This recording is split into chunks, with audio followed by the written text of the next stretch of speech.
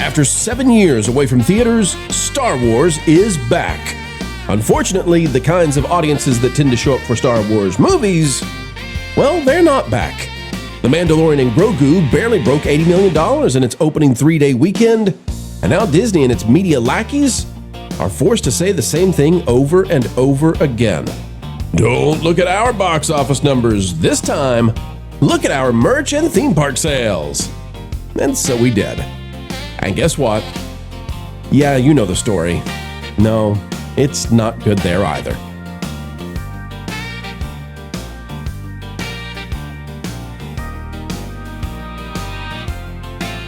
Hello, folks, and welcome back. Hope you're having a meaningful Memorial Day today. And, well, it's time to talk about the box office because those 3 days are up. The weekend tradicional is over, and I don't think Mando's going to do great today either. We'll see. Folks, smash that like button and let's dive in. Everybody out there is talking about this. Everybody wants to know about it, and everybody wants the truth. Is it doing well? Is it doing average? Is it a terrible flop? What's going on? And we're here to give you the truth with a capital T. Out of the numbers, The Mandalorian and Grogu is at 144 million, almost 145 million for the global. But look at that domestic box office total. Now, the media has been saying that it's overperforming. No, it's really not. The very lowest that it was seen that it could possibly do was 81, and it's doing almost 82 domestic, right? And people thought it was going to be doing close to 100, and it's nowhere close to that. So 82 million, it's at the very, very bottom of the projection. Now, to give you an idea of how this stacks up, okay, because everybody wants to know, is that good? Is that bad? Well, it's bad because after 7 years, what was the biggest franchise on the planet has got $82 million. That's not good. 7 years of pent-up supposed demand from the Disney Plus show that was supposed to be the biggest thing Star Wars has, the only thing maybe Star Wars has left, 82 million.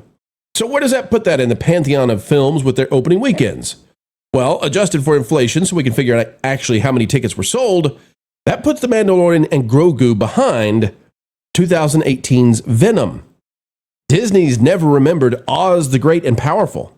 Do you remember that movie? Do you even remember that movie, Oz the Great and Powerful? Ant-Man and the Wasp. Not the kind of Marvel movie you would want to be following. Fantastic Beasts and Where to Find Them.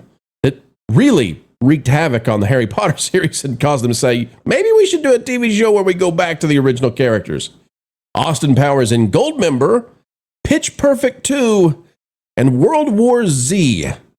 Those are the kinds of movies that sold more tickets in their opening weekends than The Mandalorian and Grogu. So, no, it's not great, okay? And education is happening all over online because Disney and their media people, they've had a run of saying, well, we've already recouped our costs. And so lots of accounts try to get in on that. Poor Star Wars News. I feel sorry for them. I feel sorry for this account. Star Wars News cites Collider. Collider, what are you doing to these people? And says The Mandalorian and Grogu has crossed $160 million at the global box office. This nearly recoups its entire reported budget. Nearly recoups it. A hasty response was made from this account. They got all of 3 likes because they said around $340 million is needed to recoup its production budget, with theaters taking half, and $500 million to $600 million to recoup its entire budget. Now, why did they say that? Because Valiant Renegade stepped in. Valiant Renegade, who's been doing a phenomenal job of covering all this, says absolutely 100% wrong. Even Disney confirmed to THR it needs to close $600 million to get in the black. Poor Star Wars News. I never said it didn't. I only said it recouped its production budget. And down here, Mike Powers, do you not understand that theaters take roughly half of ticket sales, so he needs to double its production cost just to break even and marketing? Star Wars News, I didn't realize it when making this post, bro. The first half of the post was the main part of the news. So, education is happening. Education is happening. No, I'm sorry. Star Wars did not recoup its costs on this movie in one weekend. And it probably is not going to recoup them ever. Now, why do we say that? We say that, folks, because if I go back to the numbers here, 144, do we get to 165 from all sources for this weekend following the Monday? Maybe. Maybe we can get to 165 after the end of today. But if we get to 165, if we get to 165 and we apply the usual Star Wars leg out for films not named The Force Awakens, we're going to have about a 2.25 haul. And 2.25 is going to put this film at 371 million. All right. Now, it could slightly overachieve that, or it could go under that, actually. And that may happen because it has a short runway. It goes up against Masters of the Universe in 10 days. And that means it's going to lose all of its PLFs, all of those high averaging ticket prices. So it could come under this. It could come under the 2.25. I don't know that it will. I think about 370, 380, but that's still lower than Solo. And that's before we adjust for inflation. And Solo destroyed the entire franchise. And if the movie needs to make $600 million to break even, let me say that again, because Disney is, the unnamed Disney executive is over at THR, admitting this. If it needs $600 million to break even, 370, 380 doesn't break even. You figure out what kind of deficit that is. How many hundreds of millions of dollars is that they come up short? 370 versus 600. Okay? Everybody with me? This is not good for Disney. All right, so let's talk about it. From Forbes, Caroline Reed says the real reason The Mandalorian and Grogu isn't a dream ticket at the box office, and she is on fire today. She says, on the face of it, The Mandalorian and Grogu should be a force to be reckoned with. The Star Wars movie is headlined by one of the most popular characters in the history of the franchise. It follows up on the most successful streaming series in the sci-fi saga since Disney bought its rights holder, Lucasfilm, in 2012. However, industry estimates suggest that the new film is set for a similar domestic opening to 2018 Solo, Disney's biggest Star Wars flop on the silver screen. There's good reason for this. Now, it goes on to talk about all the reasons this should be good, and yet fans aren't showing up. But one of the most intriguing things that Caroline has put over here on Forbes is if you look at this interest over time chart that she has from Google, and she explains in great detail why this is so authoritative. Folks, look at the popularity of Star Wars, and specifically it's Mandalorian, because she's searching for the Mandalorian term. Right? In the end of the first season, huge interest levels. The end of the second season with Luke Skywalker, unbelievable. Unbelievable. And then what happened? Book of Boba Fett came out and was awful. Season 3 of Mando came out and was awful. Maybe even more awful. And now, this film, as of the most recent data collection, this is searches for Mandalorian on Google all over the world, doesn't even register on season 3 levels for the movie. Now, why would that be? Well, first of all, take a look at the gap we've got here, of course. Season 1, Season 2, short gap. Boba Fett, yuck. Season 3, ew. And then it's been forever. And here we are. Here we are. And so much has happened since then, right? The firing of Gina Carano, the removal of Luke Skywalker as a part of this story, right? That went absolutely nowhere. And so people are sick of it. Also, I think people had the expectation in season 1 and season 2 that Favreau was here to fix the thing and try to retcon the sequel trilogy somehow. And there were rumors about that. And what was he going to do? And Lucasfilm Civil War, people were talking about that. That's no more. Although we are starting to believe that, yes, Disney is going to have to fix this thing, but not because they wanted to. In fact, they'll have to fix it because they have no other choice but to fix it. And fixing it is going to be painful. Because fixing it means sequel trilogy's got to go. It's damaged the franchise to the point Disney can't survive this way. Now, a lot of people out there are citing this 165 as the budget for Mando, and that's absolutely, totally wrong. We've talked about this. But it comes from this California Film Commission record that Caroline Forbes cites. The California Film Commission records list approximately $166.4 million in, quote, qualified California production expenditures, unquote, for the film, which would make it the cheapest installment in the Star Wars series by far. However, remember that does not include the salaries for the stars. So it doesn't include what Pedro Pascal makes. It doesn't include what Jon Favreau makes. It doesn't include what Dave Filoni makes. It doesn't include what Sigourney Weaver makes. It doesn't include what Kathleen Kennedy makes.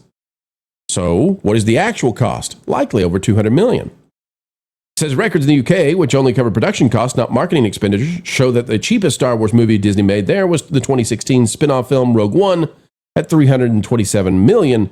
The Mandalorian and Grogu may not actually be that far behind, and that's exactly right. Because once we have the qualified numbers, there are numbers on top of that. So that 166.4, not the entire story. Talking to leading entertainment news outlet That Park Place, thank you, Caroline. Expert film industry pundit Valiant Renegade noted that the qualified expenditure may not be the same as the total production budget, which could be much higher. Valiant Renegade, the expert film industry pundit, said Disney is spending an extraordinary amount of money to market Mando and Grogu, $165 million in production, and another at least $130 million in marketing. They're going to need $600 million in retail box to cover that. And guess what? Disney confirmed it. So, folks, you're going to the right places. You know, you're going to the right places. Now, I'm going to actually push back on Valiant a little bit gently because he's basically right. He's got 130 plus. I'm going to say that it's way higher than 130. I'm going to say that because of the Super Bowl commercial, multiple worldwide, special events before the movie opened. I think Disney spent kind of Avengers in-game levels of money on trying to market this and get Star Wars going again. I'm going to say that they spent a huge amount of money. I'm going to say they spent probably nearly $200 million on marketing, and I'm willing to bet that in the years to come, we'll be vindicated on that. Now, CNBC is carrying some degree of the message here. Sarah Whitten says The Mandalorian and Grogu is Disney's lowest ever Star Wars film opening, but the key points are what matter. It says Walt Disney's Star Wars The Mandalorian and Grogu tallied an estimated $82 million in domestic ticket sales through its first 3 days in theaters. It is the lowest opening haul for a Star Wars title ever released by Disney. However, and here's the water being carried. The company isn't just relying on ticket sales. Oh, no. Other avenues for revenue growth include merchandise, its streaming service, and theme parks. Well, boy, howdy. I'm sorry, are there movies out there now that don't include merchandise, that won't ever be on streaming? And I guess there are some movies that don't go to theme parks, but I mean, this just seems obvious. Is this an exception, or why are we talking about this? All of a sudden, well, it's a flop in the theaters, but it's on T-shirts. Thank you, Sarah. Yes, it's on T-shirts. Unfortunately, we've looked into this, and it doesn't hold water at all. Matt Legostar, sorry. Syllables. Matt Legostar, emphasis, says today, Millennium Falcon Smuggler Run, this was on Saturday, updated to reflect new missions featuring the Mandalorian and Grogu, and addressed long-standing issues many guests had with the attraction, such as lack of variety and poor role value distribution. The wait time midday for opening day, 20 minutes. 20 minutes. So this is the ride in Hollywood Studios. And by the way, we looked at Disneyland. It wasn't far off from this either. Maybe worse, actually. So the ride that you get on the Millennium Falcon, now it features Mandalorian and Grogu. And in the middle of the day at 2:12 p.m. Eastern Time, with a new ride, because it's essentially a brand new ride. They've changed the whole thing. It's Mando and Grogu now. And also, on the same weekend that the movie is released, 20-minute wait time. Now, you all know that if this was any kind of normal that we had experienced for the last 30 years in Star Wars, that should be like easily over an hour, maybe 2 hours. 20 minutes. And why is that? Because although I say this movie is not bad, it's just meh. And 7 and 8-year-old boys will love it, despite the fact that they've made it PG-13, which makes it hard for the 7 and 8-year-old boys to go see it. Despite all that, Star Wars is damaged. It is. It is damaged goods. Seriously. And so there is no enthusiasm. They must fix the franchise. They must kick the sequel trilogy to the side. And that is going to be painful, but they have no other option. Here's how bad it is. Outkick is reporting this on Fox News. Star Wars franchise is in serious trouble as The Mandalorian and Grogu disappoints in opening box office. After adjusting for inflation, the 81.9 opening trails Solo by $30 million. Adjusted for inflation, it's behind Solo by $30 million. A flop so bad, Solo ended plans for an entire series. It says, well, it's official. The Star Wars franchise is in serious trouble. When the Walt Disney Company bought Lucasfilm in 2012 and kept Kathleen Kennedy in charge, expectations for the future of the franchise were high. Disney would bring a new trilogy to movie theaters, immediately set out plans for separate trilogies and standalone films based on beloved characters, Disney Plus streaming television shows, etc. Then, the rebooted franchise hit theaters. While The Force Awakens was a gigantic hit, each successive film brought in fewer ticket sales and a smaller audience than the one before it, culminating in the disastrous The Rise of Skywalker, which, while profitable, was widely panned by audiences and many critics. Some streaming shows like The Acolyte were so laughably woke that they were canceled after one season for low viewership. Films like Solo flopped, canceling plans for a future trilogy based on the adventures of a young Han Solo. Mixed in, there were few seeming successes, like Rogue One and Andor, and at first, The Mandalorian. That show's initial popularity set in motion plans for a feature film, but the second and third seasons of the show lost much of that early momentum. I would say just the third season. Still, Disney decided to press on by also focusing on the Baby Yoda character Grogu. Pre-release tracking was not particularly positive, however, and with the first box office from the long Memorial Day weekend now available, it's confirmed what many have long suspected. Hollywood's most valuable film property is in major trouble. Folks, I'm going to leave it there. Yes, Star Wars is in major trouble. Disney, however, has the opportunity to fix all of this and make tons and tons and tons of money again. They could have hour-long waits yet again at the theme parks for new Star Wars attractions. But they have to let go of something that they have been clutching forever. The Last Jedi, The Rise of Skywalker. They've got to let that go because they are abysmal. They are millstones around the neck of this franchise. And as long as they exist, I mean, just think about this for a minute. The strategy that Kathleen Kennedy developed and gave to Disney is, what if we made a trilogy of new films? And what if we took the happy ending of all of our heroes and we systematically destroyed those happy endings? What if we made them into total abject failures and then killed them in 3 straight movies? We'll do it one at a time. Han Solo, deadbeat dad who gets killed by his son. Movie 1, movie 2, and people forgave that because, well, there must be a reason for this. Movie 2, Luke Skywalker is a failed hermit of a man who will barely get off of his duff, and when he does, he dies of force exhaustion, a loser. Okay. And movie 3, Leia passes away as a failed mother who never gets to see the redemption of her son whatsoever. And she's also alone. Han is gone. Well, that just sounds like a great time. Could we stop at Return of the Jedi, please? Could we stop there? So this is the problem for Disney. And then they made bigger mistakes than that. It's amazing because after that, they continue to make mistakes. So in the wake of the High Republic, in the wake of what they did to Gina Carano, in the wake of season 3 of The Mandalorian, in the wake of Boba Fett, in the wake of Obi-Wan, in the wake of all of this terrible nonsense on Ahsoka, we're looking at you. There's not much left to do. They've got one more season of Ahsoka, which is already delayed, and it's already been a long time, and nobody's excited about it. And they've got Starfighter, a standalone, because nothing else, they can't sell anything else. And I don't know if Starfighter's going to do well. Poor Ryan Gosling.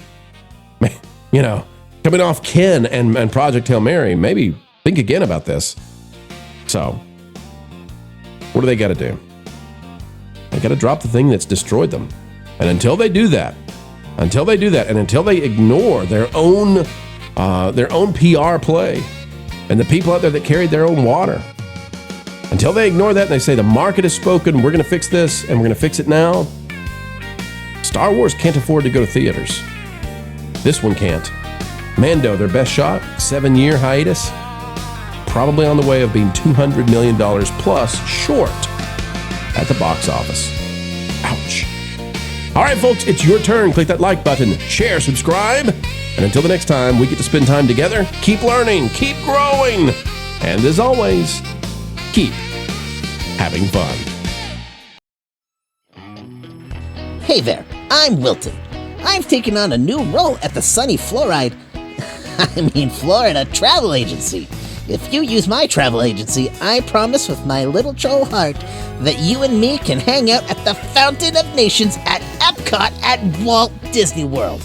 I can also hook you up on a good deal for water at the parks too. Send me your Walmart gift card codes now. Hey, Floral. What are you doing here? I'm trying to do an advert. Couple things. This is quite literally a scam that you're trying to run on WDW Pro's channel. What? Folks, look. This is a green screen, and Wilton stole a B-roll from Pro. Wait, are Wilton you lives for in real Canada right now? and doesn't even have a Have passport. I ever scammed anyone that you know of before? Yep.